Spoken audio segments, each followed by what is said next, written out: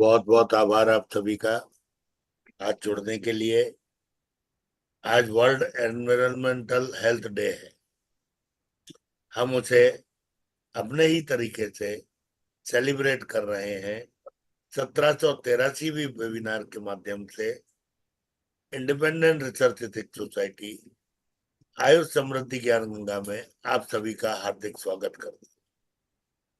मैं दोनों ही वक्ता, प्रखर वक्ता doctor Suparna Mukherjee and doctor Shaikat Basu ji, दोनों का हार्दिक अभिनंदन करता हूं, उन्हें सदर नमन करता हूं और अग्निहोत्री सर को स्वागत प्रवचन की प्रार्थना करता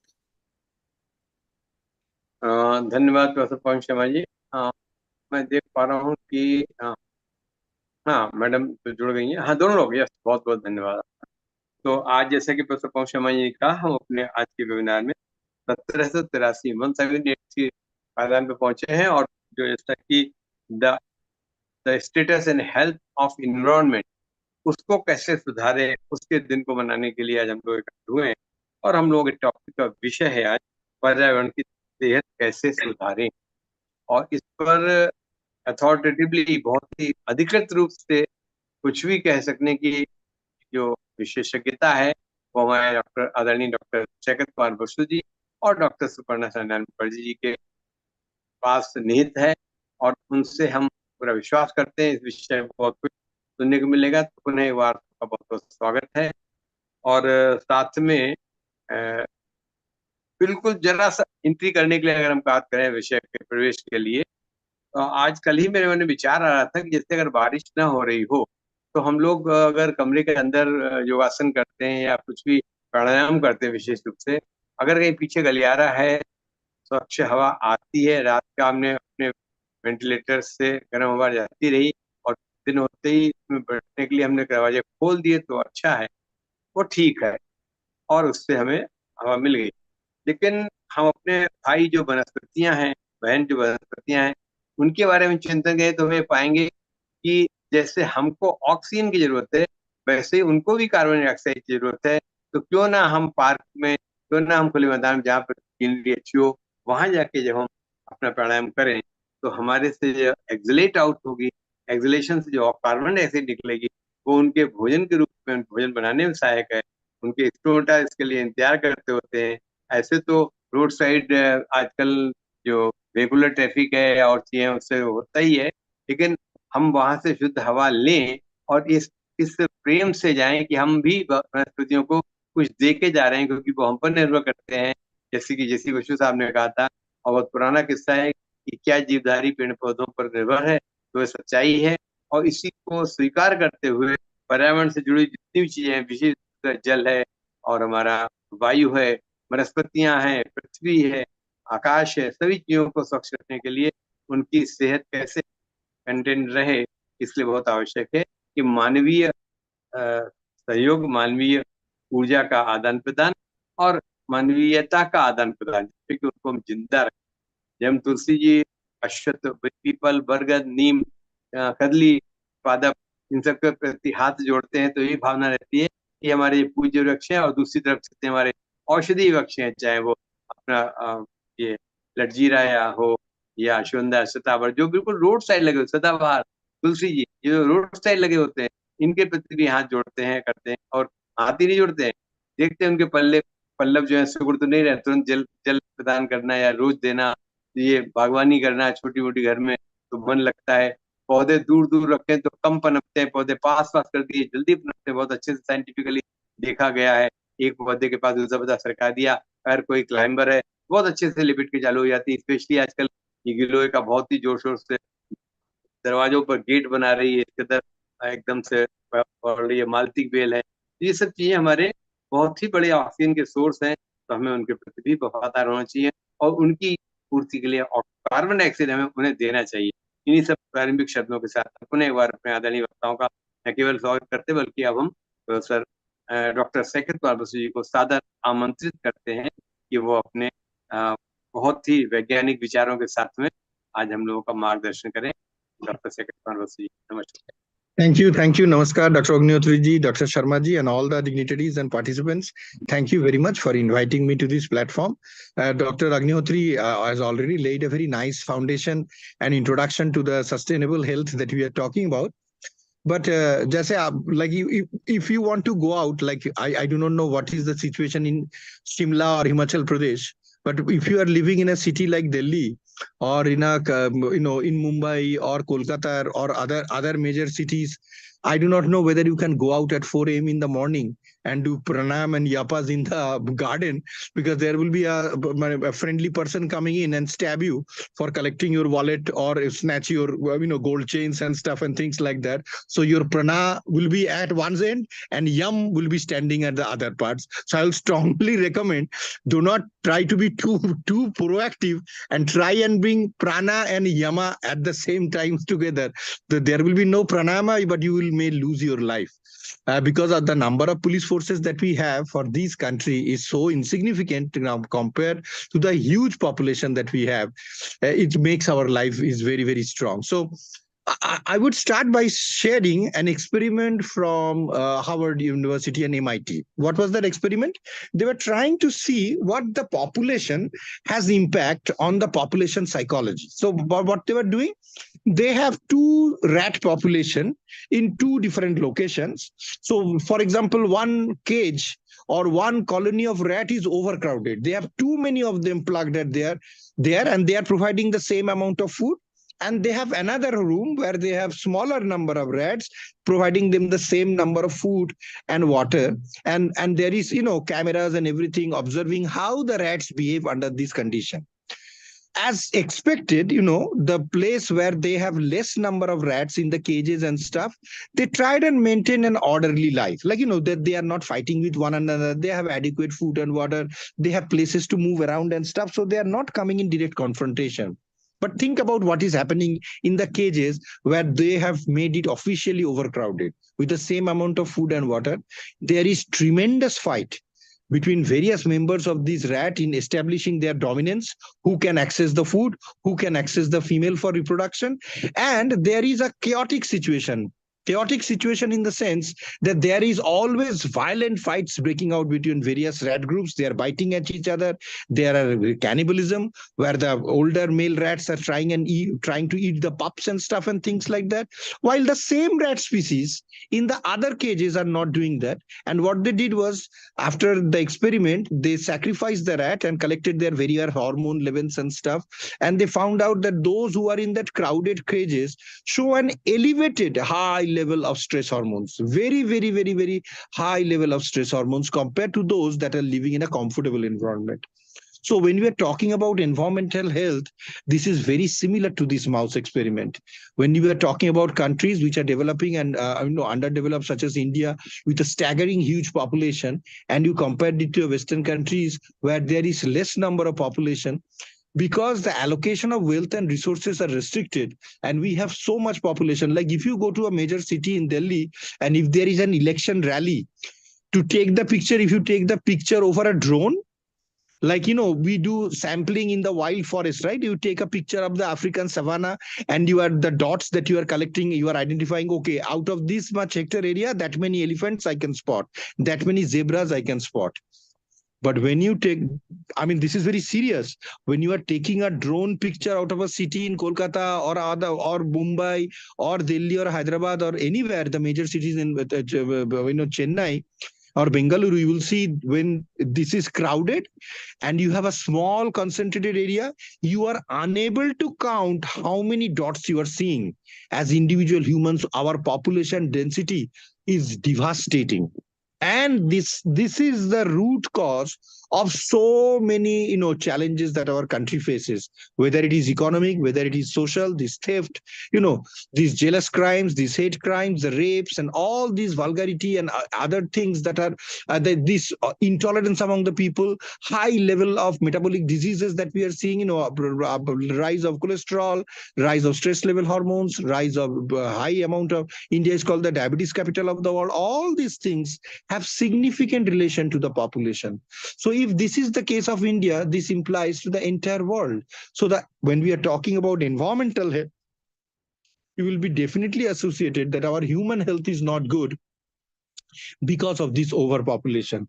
Any country which has this highest staggering population, as you could see that we are staggering around 140 now, and they are saying that in the next 40 years, there will be a time we'll be having a population of India around 170 and after crores, and after that they are saying there will be a slowdown of the population. Now, is it because our growth rate is very high? Like, is the population, the birth rate is very significantly high in India? No, it is not that India's birth rate is too high. Some Indian states, like some in Northeast, like Bihar, UP, etc., the birth rate is high, but they are either a little bit higher or lesser than the national average. But it is not because of these, but the birth high rate. The population base is so huge. Even a couple is having one children now, it's still pounding the population. Our staggering population is increasing, and unfortunately, population control is such a sensitive issue in India that no matter whether a few government or a few MLAs or MP may say a few years are there in the assembly or the parliament, I can promise you that in the next 100 years under Indian democracy, there will be no government that can regulate population religions, because then there will be politics, there is religion, then there is ethical parts and stuff. Everything will come into play and will not be able to do scientific management of the population. So unfortunately, I see in India, next 30, 40 to 50 years, there will be an accentual increase in population just because of their base population is too huge. It's not that I'm saying that there are families that are having 10 kids or 15 kids. But because our population is high, even if you are having one or two children, it is adding up substantially. And then our life expectancy has increased. Our medical system has improved. Our better medical treatment, better treatment. Now people are living longer. So our aged population is also increasing at the same time.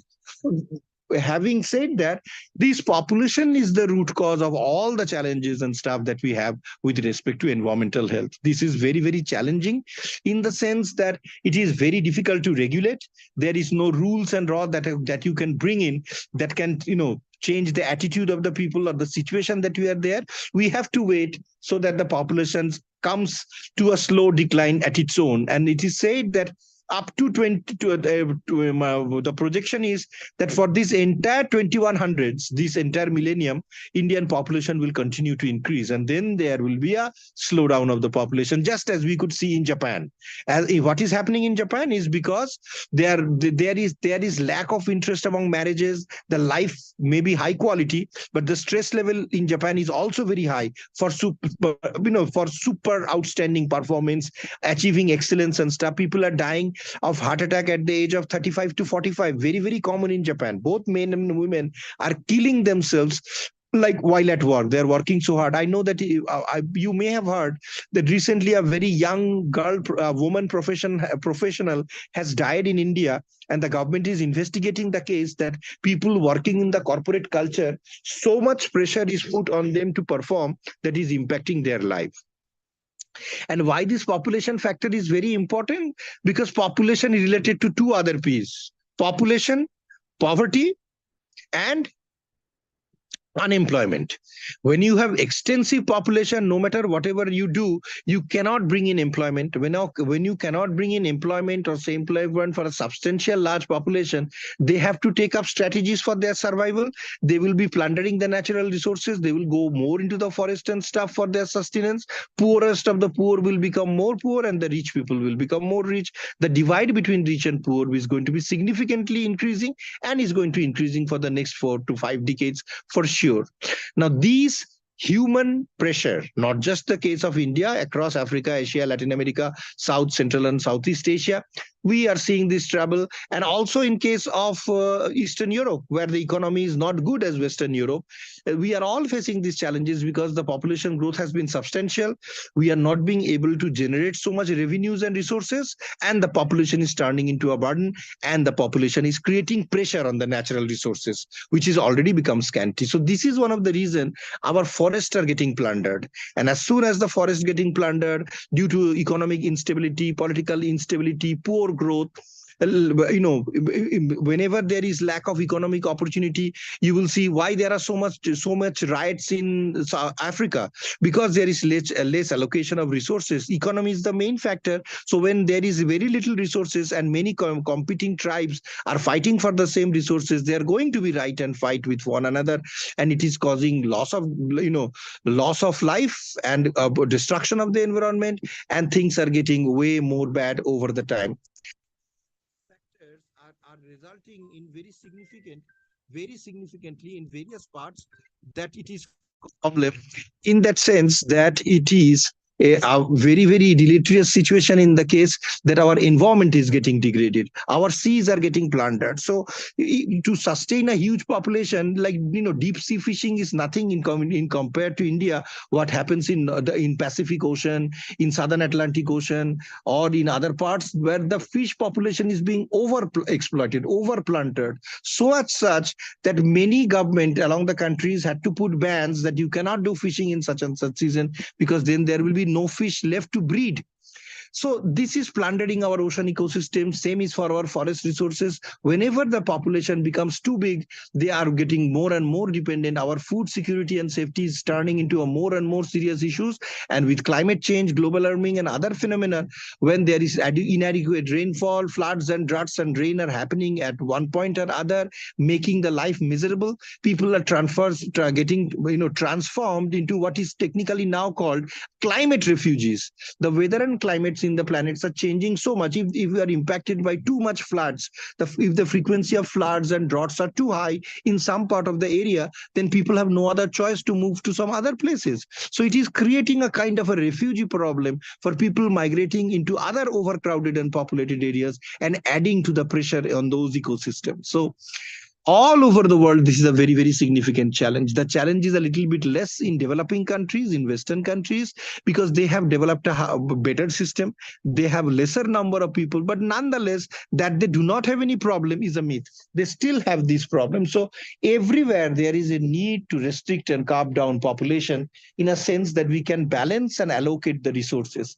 Our resources are very finite, and we cannot provide resources to every single group, communities that are there.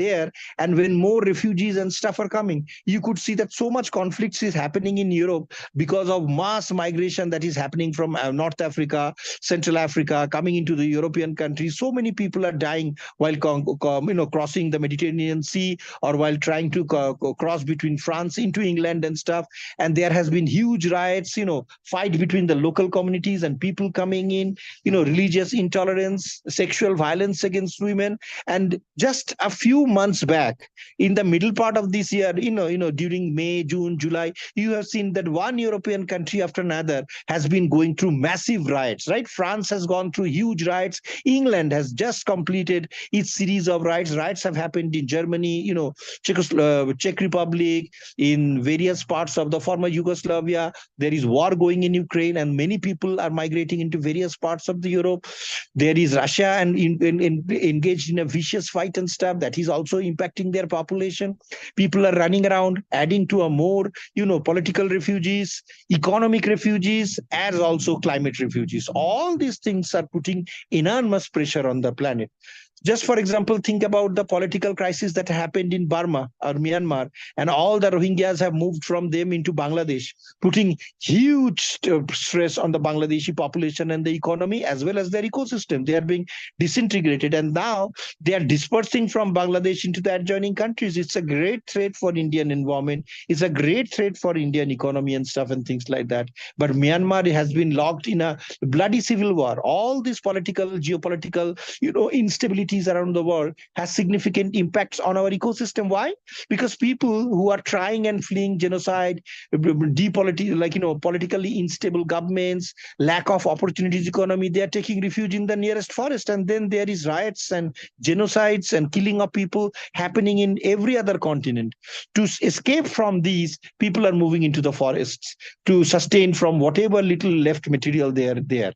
We may not see this very extensively in India, but in many Latin American countries, Central American countries, and Sub-Saharan African countries, this is a reality that people are living and surviving out of the forest. Well, there are traditional people, tribals and anthropogenic groups which live in various forests and or forest fringes in India, but they have been there for thousands of hundreds and thousands of years. They have evolved like that. And under the law, it is not always possible to remove these people from the core protected areas to other areas. Relocation is not so easy.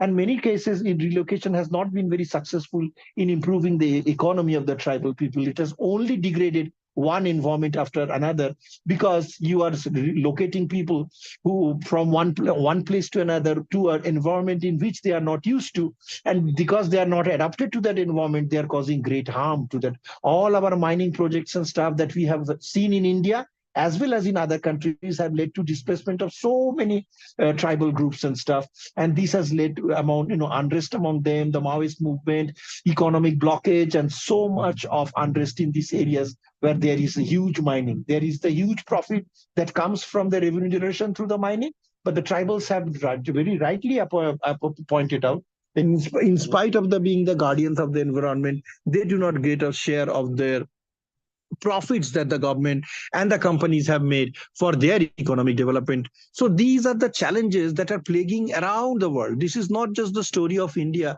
it is the story of the entire world. And definitely the developing or underdeveloped country or the third world countries are at a receiving end. The first world countries are better, but it is not that they are out of the problem. It is because of their economic management, because of their better resources, because of their better scientific developments in these countries, they have been able to manage and bypass their challenges more in compared to India. But if we are unable to regulate the population, Earth wants to come to a stability, right? So what will the planet do? Will there be any other? We have seen the pandemic, right? We have seen the pandemic had changed and transformed the entire world. Whether the virus was created by China and was released and stuff is as a different issue. But just if we think about a massive disease that hit the entire planet and so many people died out of because of this, has significant impact on the populations and stuff if we look into the part. Not that everyone died of COVID. Maybe many people may have died of panic. Many people may have other ailments who didn't get proper treatment during the COVID. But if you look at it philosophically, you would see that the population destabilization has been so much that maybe the nature is coming up and trying to clear out the population in some way or other. Because of the climate change, which is a product of so much huge population, our industrial and agricultural growth, this has been destabilizing the climate, and we are having frequent floods, droughts, earthquakes happening, volcanic eruptions happening at various parts of the world, is because there are geological changes maybe we are triggering. Atmospheric changes we are triggering through our industries, through our chemical pesticides and fertilizers, over exploitation that is leading to the pollution of the water and stuff. So the environmental quality of life, or the in quality of the environment that encompasses our life, is deteriorating over time. If the deterioration is lesser in economically advanced Western democracies, the degradation is faster in countries like India. If you look into the number of highly polluted cities, a large number of Indian cities will land up in the process. It is our system of cleaning the garbage, our system of processing solid waste and stuff. It is not that it is not there, but the population is so huge, we are not being effectively being able to manage this waste. So this is piling up. Our waste, if you look into and travel to the cities, whether it's a religious town and stuff, whether it's the metro cities, as soon as you go out of the industrial districts, you will be able to see the huge amount of dumps and waste materials that are accumulating, and the city, municipality, or corporation is not capable enough to clean it very properly, process it properly, or store it, or use it as a landfill very properly and stuff. So these are humongous challenges around the planet. And then there is the climate change has greatly impacted. Our biodiversity is losing. We are saying that we are at the peak of the sixth mass extinction. Why? Because we are saying that we are reaching an age where more plants, animals, microbes are vanishing faster before we have identified, described, and been able to catalog them. So the level of extinction or number of species that are being pushed towards endangerment is getting significantly high. So these are the very significant challenges that are related to the human population, and because of the accentual or accelerated increase of the population, we could see so much challenges that the environmental health or the ecological health of the earth is showing serious signs of sickness. Now, is there a way to solution? I am leaving out the solution part for madam, for because I do not want to take away parts from her. I would rather request her to talk about more about the solution. But the factors that are contributing significantly, and the most important, is human population. Our population has been increasing so significantly, it is beyond the ability of the planet to sustain. It is beyond the carrying capacity of the planet or a particular ecosystem to sustain the population, whether it is tribal communities, whether it is non-tribal communities, whether it is marginal forces, farming communities, or city-based communities. Our population has increased. Migrations to the cities are accentuating at a very high rate, and we are not equipped to handle such a huge population. Say, for example, why has Ayurveda, homeopathy, Siddha, Unani, all these holistic forms of medicine or ancient traditional medicine has been so much accepted by United Nations, World Health Organizations? Because they are saying that the modern health facilities, it will not be possible in the next 30, 40 years or next 5, 6 decades for highly populous countries like India to extend this benefits of allopathic medication to every nook and corner of this big country. So how would people get treatment? So it is important that even holistic treatments, as we have, particularly like our Ayurveda, needs to be made more accessible, more popular, more useful for the people, so that they can access some form of health system where zero health system is available in many remote areas and stuff. So this is why our population has been such a significant challenge part. While human has contributed in changing and shaping the destiny of the planet, but they have also impacted both positively and negatively. But the amount of negativity or the amount of negative factor that is impacting the planet is so high that is significantly impacting our environmental and ecological health.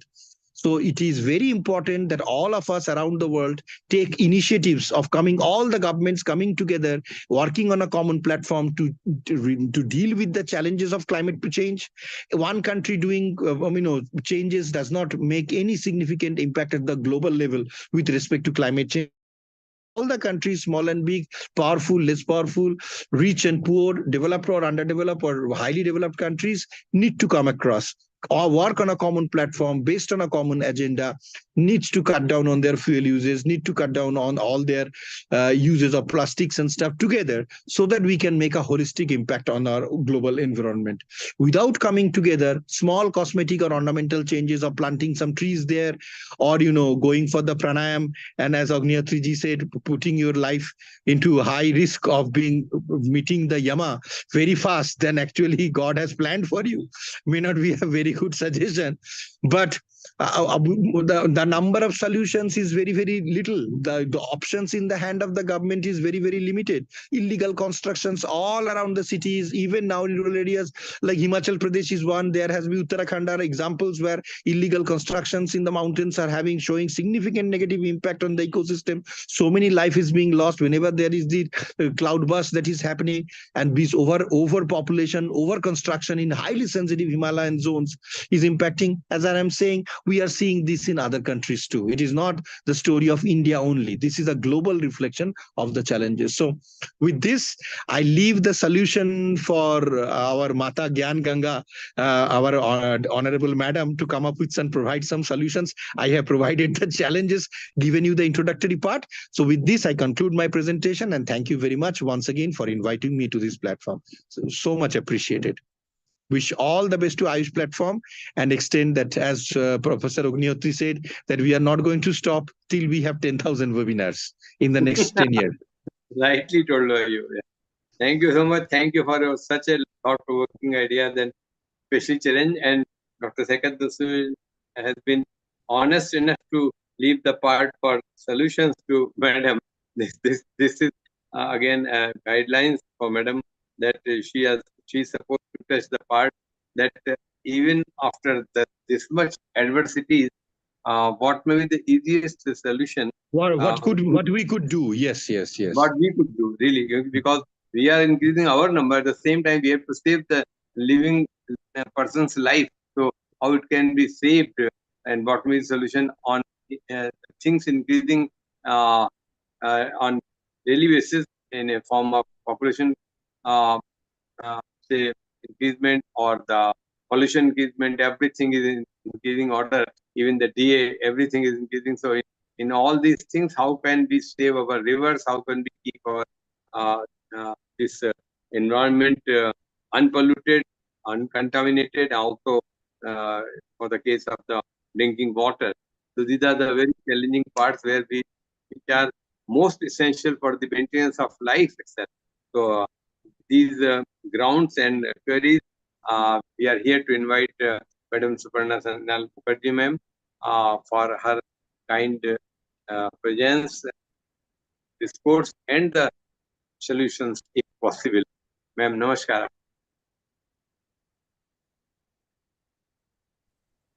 Namaste.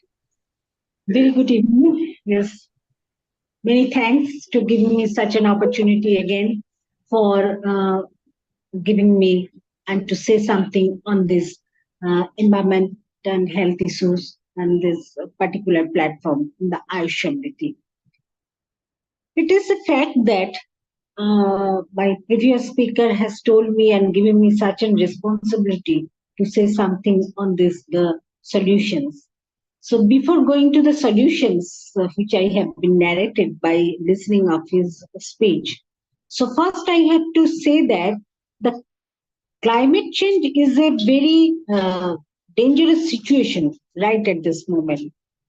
Before COVID, and after COVID, we have seen the entire scenario of our global health and mission.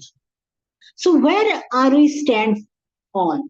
So what is the platform on us where we are studying? What is our podium? So climate change is directly contributing to humanitarian energies from health waves like the wildfire, floods, tropical storms and hurricanes and the pandemic and various vector-borne diseases, etc., and every year. Research shows that the 3.6 billion people already live in area highly susceptible to climate change. Between 2030 to 2050, the death will be the 250,000 per year. It will be happen what condition we are standing upon. And the direct damage caused to health, especially the waterborne diseases, the water consumption, then the sanitation process, then our health system, everything is very dangerous in right at this moment. Areas with weak health infrastructure, mostly in developing countries, will be the very emphasizing matter, which we are not reducing we are not getting impact in the emissions of greenhouse gases through the better transport, and the food and energy users choice can result in very large gains for health, particularly through the reduced air pollution. The climate change presents, especially the health situation which is happening, the fundamental threat to the human health too. And it affects the physical environment as well as all aspects of both natural and human system. So including social and economic conditions, the techno-economic conditions and functioning of health system. It is therefore a threat, the multiplier and the undermining the potentially reserving decades of health progress as climate conditions which are happening today, more frequent and intensifying weather and climate events for the which has been observed nowadays, because health hazards is going on, like the droughts are going on. So total environment is dwindled situation. There is no stability we have found. But there is a scientist who has been pointed out that which is known as the Malthus. Malthus has been noted out that the production of food and the population increasing. So if the full production and population is increasing, relating to that, it is not the double condition. So there is this scarcity may happen. So my previous speaker, Dr. Basu, has mentioned the population growth. This population growth is continuing, and what is happened? This the art system has the ability to give us the. They also, the art has the potentiality to sustain the how much population they can sustain, and it has been happening. The population boom is going on. So one day may come that there is the total environment will change. Through the only this the population problem is very dangerous for that. Climate change is also having an impact on our health workforce and infrastructure, reducing capacity to provide universal health coverage. More fundamentally, climate shocks, the growing stress such as the changing temperature and precipitation of the patterns, drought, flood, and raising of this high temperature and ozone hole system. So these are the impacting the climate situation, and the greenhouse effect is continuing, and we are not protecting the greenhouse effect because the ozone hole which has been created and ultraviolet rays and uh, coming to the outer surface. And if we can do it, the science has not reached to that particular point, we can welding the ozone hole. So there is no process right at this moment has come out. So we cannot do it. We cannot repair the ozone hole.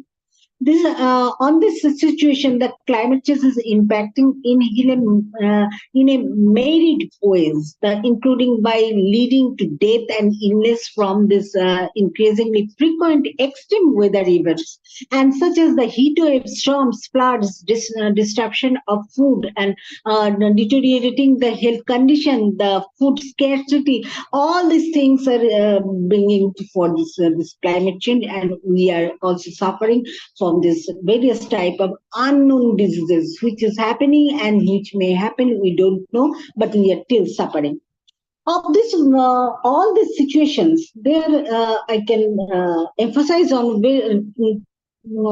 different steps by which we can reduce the climate change and we can develop our health situation. First, number one, we can produce and we can develop we can plant a tree in our yard. So this tree saves energy and release the oxygen that we need it, and that keeps the air clean. If we have surrounding air is polluted, if we can plant a tree, or maybe this not necessarily to plant trees because land area is very less, so we can plant a very oxygen generating plants, which is very important for us, which gives us the 70% of oxygen level and which can restore our breathing normal system, and we should not suffer from the breathing problem. And we can also protect the global warming in this situation, in climate change situation. Second, we can cut break on driving. So if we can stop driving and less driving, then we can get the the environmental pollution can be stopped. So find alternate forms of transportation that consume less or very small gasoline factor. So we can walk or we can ride cycle, bicycle, and this maximum it is the scooter or scooty we can use it instead of car. And next, we can also emphasize on the volunteer to clean up our community. Community, we have seen that there is a community system because of waste products in our houses also. The products which we are not using daily subsistence and daily life, so it is getting the waste, but it is very the products has a direct impact on us for mental and physical strength, because we should not throw it out because we have the sentimental issues, but that product doesn't have then meaningless, because it is a machine. It is not any sentimental issue. So we should have to cut it for our maintaining the good health. Recycle items properly. If we can recycle the various items like plastic bottles, plastic packets, so we are not throwing it out. We cannot stop the production of this plastic, but we are using, but by knowing fully well that it is dangerous for us, but we are also using. So recycling lowers the amount of environmental waste which we are producing. So in that cases, aim to recycle clothes, glass, then the metal, the plastic, and the paper as often as possible. So recycling process also reduce the pollution in the climate sustainability, and at the same time it can develop the health situation and the sustaining in the nature. Then upcycle items. Upcycle items that creatively repurpose the unwanted items to put less trash into the world. So unwanted items which is not needed, but we can recycle and uproot it and upclass it in the other formation. So this can also give us the very eye-soothing and healthy situation, which has no use, but we can give it that. So we always have to open our eyes and ears that can how we can develop and how we can protect our environment and for the health situation, for the betterment of our life. Then the compost, the food scraps and ear waste. These compost are though dangerous, but we can recycle it and we can keep it in the ground, and then it can develop the the system, the soil fertility. It can develop the soil fertility, and composting keeps stress out of the waste stream and creates rich soil. So this is the very important, of which we can develop the agricultural products, and we not necessary to use the synthetic pesticides and other things. So this will be the helpful for our day-to-day life and betterment of our health situation. At the same time, cut back on product consumption. This product, when we can buy less, and we can stop more trash for filling up the landfills. So that is less production. If we can use the plenty of dresses, but we can reduce it for our betterment, for the healthy situations. Shop at the second-hand stores. It is also very important. So once we can use it, and which governments we are not using, we can give it to the second-hand stores, and from second-hand stores someone can buy it. So recycling process should be maintained in proper fashion and manner. Those who are needed. So in that cases we can save energy and natural resources by buying second-hand clothes. And choose the reusable items over single-use plastic. So reusable items, that means if we can say the bags of plastic, we can reuse it for our daily livelihood sustenance and daily productivity, of which it can give us some soothing spaces. Plastic items often end up cooling the environment and very hard for this sustainable life for animal kingdom and plant kingdom too. At the same time, reduce the amount of paper use, the print and use. So that's why we have generated the digitization. The paper use, we have to cut the trees and we have to use it, and the natural resources we are destroying. And by locally sourced food, like it is we have to leave aside the fast food, and we have to use the production of the local made food, and which is very important. And like the forest based food and outside of the forest based food we can use, but the forest based food and natural production, if we can use it, it is very good for our health. Other way, we can cut back on eating meat and dairy. So it has to be stopped, because we need the animals, and animals kingdom should be restored and should be protected. So we have to stop the having meat. and conserve water around the house. So we have seen there are so many places the water is going out, but the save water, the save nature, because the groundwater level has deteriorating, it has reached to the very optimum level. So we have to develop the groundwater level, because rainfall is getting deteriorating. The average rainfall is deteriorate. That's why the groundwater level is also not going up. So we have to restore this the groundwater level. That's why the wastage of water should be protected. Reducing the wastage of water saves energy and helps the ecosystem too. And use of fewer chemicals in our daily life. We should not use the chemicals as far as, but we can use the natural resources, and we can exhaust the chemicals for the natural resources for our daily subsistence lives. Some chemicals have harmful long-term effects on the environment, so we have to set aside those the chemical harmful chemicals. The concept the electricity at home, we have to protect the electric energy, because we know that our environment has the five main energies, like the heat energy, wind energy, sound energy, electric energy, and light energy. So restoration of energy is also very important for giving the proper health system, and the environment should be cooling. And if the environment will be cool, then we are also surviving frequently and very healthy situation wise. Saving electricity is also critical to reducing air and water pollution.